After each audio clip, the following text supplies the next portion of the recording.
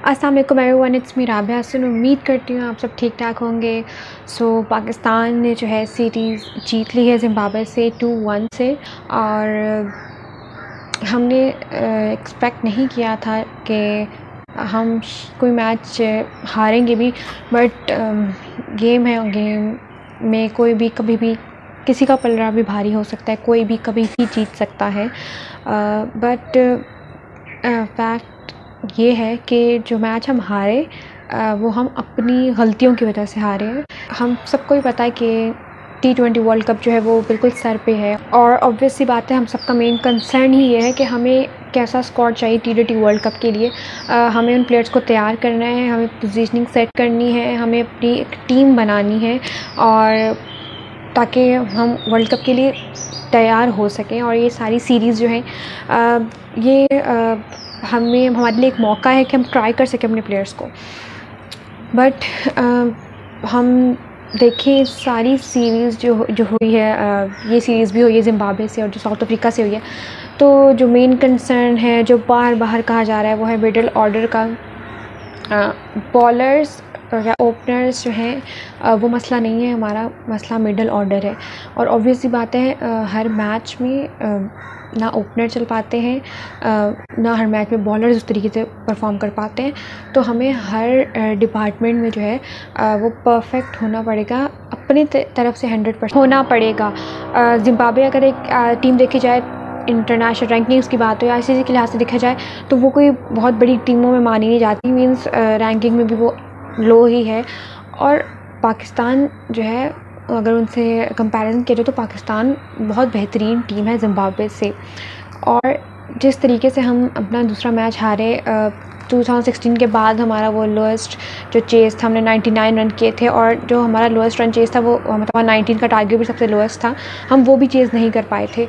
और उसमें भी जिस वजह से हम नहीं कर पाए थे वो हमारा मिडल ऑर्डर था, कि जो हमने 78 रन तक जो पार्टनरशिप चलती आ रही थी, सेकंड विकेट पे जा रही थी, उसके बाद हम जो गिरे हैं 21 रन 26 बॉलों पे 7 विकेटें गई। हम 99 में पूरी टीम आउट हो चुकी थी ज़िम्बाब्वे जैसी टीम से।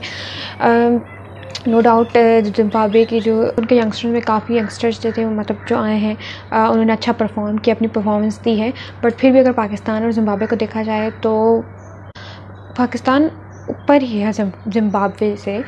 लेकिन बेशक पिचेस जो थी ज़िम्बाब्वे की वो इतनी अच्छी नहीं थी, बैट पे जो है वो बॉल सही तरीके से आ नहीं रही थी।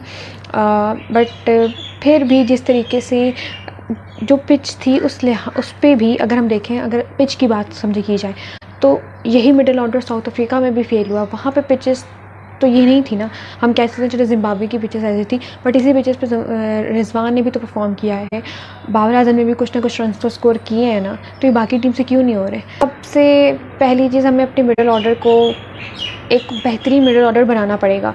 अभी तो ये हमारे सिर्फ साउथ अफ्रीका के साथ मैच था, ज़िम्बाब्वे की जैसी टीम के साथ मैच था, उस पर हम ऐसा खेल रहे हैं। आज हमने लिटरली देखा कि पाकिस्तान टीम पहली दफ़ा ज़िम्बाब्वे के सामने थोड़ा डर के उस तरीके से खेल रही थी कि मैच हम हार ना जाएँ। हम बात करते फील्डलेस क्रिकेट की, तो वो इस तरह तो नहीं खेली जा सकती ना, जो एग्रेसिव क्रिकेट है वो हमें कहीं नज़र नहीं आई। आज थोड़ी पिच बेहतर थी तो कुछ 165 जो है हमने स्कोर कर लिया, वो भी रिजवान एंड बाबर की जो पार्टनरशिप लगी उसकी ही वजह से हम ये रन जो है हमें देखने को मिले। और यही देखा हमने कि एंड के ओवर में जब फ़खर ज़मान है तो वो पहली बॉल पे ही आउट हो गए। आज के मैच में जो है हमने 4 ओपनर्स 2 विकेट कीपर्स खिला दिए। वही बात कि आपको ये डर था कि हम ये मैच हार ना जाएं, तो अगर आप ज़िम्बाब्वे जैसी टीम के साथ इस माइंडसेट के साथ खेलेंगे तो फिर आगे किस तरीके से खेल पाएंगे। आज के मैच में भी रिजवान तो मेरे ख्याल में माशाल्लाह से अपनी वो कहते हैं ना ज़िंदगी की बेस्ट फॉर्म में हैं। बट अगर हम बात करें, आज शर्जील को खिलाया गया, वो भी इस तरीके से परफॉर्म नहीं कर पाया, आउट हो गया जल्दी। फिर बाबर एंड रिजवान की पार्टनरशिप लगी, बाबर आजम भी मारने की कर रहे थे बट उनसे शॉट्स लग नहीं रही थी, वो मैच फिनिश कर नहीं पाए। स्लो स्ट्राइक रेट था उनका, तो मींस बाबर आजम जो है वो एक बहुत ही ब्रिलियंट बैट्समैन है और इसमें किसी को कोई शक नहीं है। जिस तरीके से वो शॉट्स खेलते हैं, गैप्स फाइंड करते हैं, बट क्या हम उनको उस तरीके से यूज़ कर पाएंगे, यूटिलाइज़ कर पाएंगे बाबर आजम को। बॉलिंग में हम देख तो आज हसन अली आए और हसन अली तो छा ही गया आज के मैच में, मैन ऑफ द मैच थे। 4 विकेट्स ली, 18 रन सिर्फ उन्होंने खाए। फ़हीम अशरफ को रन्स पड़ गए थे, हारिस रऊफ़ को भी रन्स पड़े थे, बट एंड के ओवर में उन्होंने 2 विकेट्स ले ली थी। हसनैन ने अच्छी बॉलिंग कराई throughout the series, but ये बात है कि Hasnain main wicket breakthrough जो पाकिस्तान टीम को मिला है मैचेस में, वो हसनैन ने ही विकेट ली है। तो हसनैन एक बहुत बेहतरीन हमारे बॉलर हैं, अगर बट उन पे थोड़ा काम करने की ज़रूरत है। मुझे एक बात समझ नहीं आई, अरशद इकबाल ने पिछले मैच में इतनी अच्छी बॉलिंग कराई थी, बट उन्हें ड्रॉप कर दिया गया। आसिफ अली तो ड्रॉप होने ही थे एज एक्सपेक्टेड। अगर हम ये चीज़ देखें, लोग बहुत बहस इस बात पे हो रही है कि बहुत से प्लेयर्स ऐसे हैं जो शायद जिस नंबर पर उनको खिलाया जा रहा है उस नंबर पर परफॉर्म नहीं कर पा रहे। हमने इफ्तिखार को भी ट्राई कर लिया, आसिफ अली को भी, अगर हम खुशदिल को देखें उनको भी, और जो है हुसैन तलत को भी, हमने दानिश अजीज़ को भी, इन सबको भी हमने ट्राई किया है, बट हैदर अली को भी, बट वो उस तरीके से रिज़ल्ट दे नहीं पाए।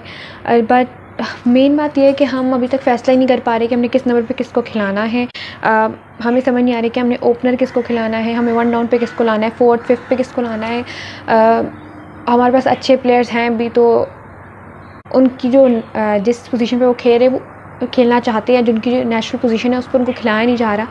बात अगर की जाए कि अगर शर्जील और फ़खर की, तो हमें पता है कि वो ऐसे प्लेयर्स हैं जो पावर प्ले को अच्छा यूटिलाइज़ कर सकते हैं, और बाबर एंड रिजवान ऐसे प्लेयर्स हैं कि उनको शुरू में थोड़ा टाइम लगता है सेटल होने के लिए, पर जब एक दफ़ा वो सेटल हो जाता है उसके बाद फिर वो अपने स्ट्राइक रेट को बैलेंस कर लेते हैं।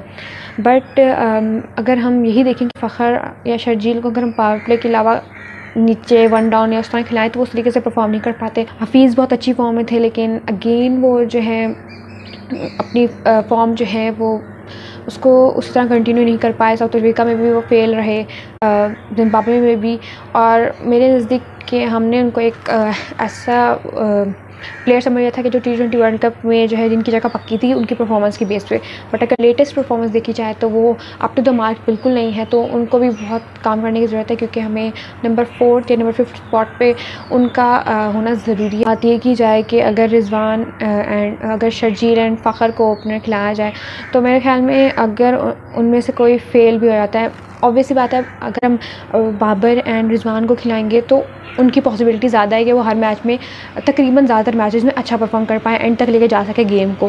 बट और शर्जील और फ़खर जो है वो कुछ मैच में चल पाएँ, कुछ में ना चल पाएँ। बट अगर हम ओवरऑल देखें तो अगर हमें पता है कि फ़खर या शर्जील में से कोई फेल होता है एज एन ओपनर, तो हमारे पास 1 डाउन में बाबर आजम है, उसके बाद हफीज़ भी हैं, रिजवान भी होंगे, तो वो मैच को अच्छी तरीके से आगे लेके जा सकते हैं। But as we all know कि रिजवान एज एन ओपनर बहुत अच्छा परफॉर्म कर रहे हैं, और मेरे ख्याल में वो जब तक शुरू में सेटल होता है उसके बाद जब वो एक्सेलरेट करते हैं तो वो बहुत अच्छा परफॉर्म करते हैं। तो ये चीज़ें हैं देखनी पड़ेंगी हमें। और उसके अलावा अगर इनके बाद देखा जाए तो हफीज़ भी हैं, वो अगर अपनी फॉर्म में वापस आए तो वो भी बेहतरीन, मेरे ख्याल में बहुत बेहतरीन स्ट्राइक रेट के साथ खेलते हैं, अच्छी एवरेज भी थी उनकी। मेरे ख्याल में इमाद वसीम डिज़र्व करते हैं चांस, क्योंकि वो मैच विनिंग परफॉर्मेंसेस देते रहे हैं, बैटिंग अच्छी खासी कर लेते। नवाज़ बैटिंग में उस तरह हमें इम्प्रेस नहीं कर पाए। मेन पॉइंट ये है कि शादाब अभी इंजर्ड थे, तो ये मौका मिला उस्मान कादिर को और इनको। तो जब शादाब वापस आएंगे तो क्या हम उस्मान कादिर एंड जाहिद महमूद को मौका दे पाएंगे, क्योंकि शादाब अपनी फॉर्म में नहीं है, but I don't know why उनको भी चांस दिया गया। साउथ अफ्रीका की सीरीज़ में देखा वो उसमें भी फेल रहे, फिर वो इंजर्ड हो गए तो बाहर हो गए। बट जब वो वापस आएंगे तो किसको मौका दिया जाएगा, उस्मान कादिर, जाहिद महमूद, शादाब, ये बहुत मेन क्वेश्चन है। और इसके अलावा जो है बॉलिंग हमारे पास अच्छी खासी, शाहीन शाह अफरीदी है, हारिस रऊफ़ है, मे भी हसनैन को भी चांस दिया जाए। फ़हीम अशरफ ने भी, जैसे हम पिछले मैचेस में कह रहे थे कि वो बैटिंग अच्छी कर रहे हैं, बॉलिंग अच्छी नहीं कर रहे, तो इस सीरीज़ में देखा कि बैटिंग में तो थोड़ा ऑफ ही रहे, बट बॉलिंग उन्होंने अच्छी खासी कराई। उसके अलावा जो है हसन अली जो है, उनकी प्रेजेंस जो होती है, मेरे ख्याल में वो बहुत पैशनेट तरीके से खेलते हैं क्रिकेट को। तो हमें ये देखना है कि पाकिस्तान टीम किस तरीके से सेट करती है, किन को मौका देती है आगे। और अब हम देखते हैं कि क्या मिडिल ऑर्डर का जो मेन कंसर्न है उस पर मैनेजमेंट, कोचेस, कैप्टन, ये सब किस तरीके से काम करते हैं। बट उम्मीद करते हैं कि हमें आगे की सीरीज़ में बेहतरी नज़र आए, क्योंकि आगे की सीरीज़ जो है वो हमारी इंग्लैंड से है, वेस्ट इंडीज़ वगैरह से है, तो उनमें हमारा असल टेस्ट है कि हम बड़ी टीम या अच्छी टीमों के खिलाफ कैसे परफॉर्म कर पाते हैं। तो आगे तो अब जिम्बाब्वे से हमारी टेस्ट सीरीज़ हैं, तो wishing best of luck to green team. और जो है बाकी हम उम्मीद करते हैं कि आपको ये वीडियो अच्छी लगी होगी। तो इंशाल्लाह आपसे मुलाकात होगी नेक्स्ट वीडियो में। अपना ख्याल रखिएगा। अल्लाह हाफ़िज़।